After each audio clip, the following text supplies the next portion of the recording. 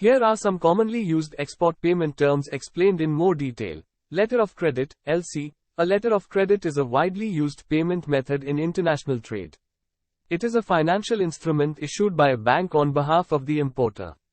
The bank guarantees payment to the exporter upon receipt of specified documents that comply with the terms and conditions of the LC. This provides assurance to both parties, as the exporter knows they will receive payment once they fulfill their obligations, and the importer knows that the goods or services will be delivered as agreed. Advance payment. In this payment method, the exporter receives payment from the importer before the goods are shipped or services are provided.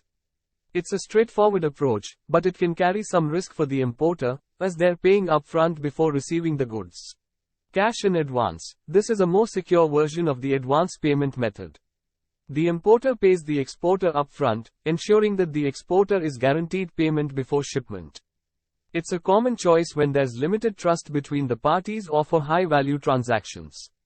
Consignment. In a consignment arrangement, the exporter sends the goods to the importer without immediate payment. The exporter retains ownership of the goods until they are sold by the importer. Once the goods are sold, the exporter receives payment for the sold items. Open account. This method involves the exporter shipping the goods to the importer without requiring any upfront payment. The payment is typically due at a later date, often 30, 60, or 90 days after the shipment. This approach relies heavily on trust between the parties, as the importer receives the goods before making the payment. Documentary collection. Documentary collection involves the use of banks to facilitate the payment process. The exporter sends the shipping documents through their bank to the importer's bank. The importer can receive the documents upon payment or acceptance of a bill of exchange, which is a promise to pay at a future date. This method offers some security to both parties while allowing the importer to delay payment until certain conditions are met.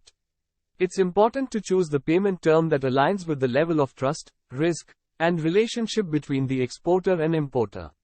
The chosen payment term should be clearly outlined in the contract and mutually agreed upon by both parties to avoid any misunderstandings or disputes. Thank you for visiting our channel. Subscribe our Global Trade Factory YouTube channel for more information and updates.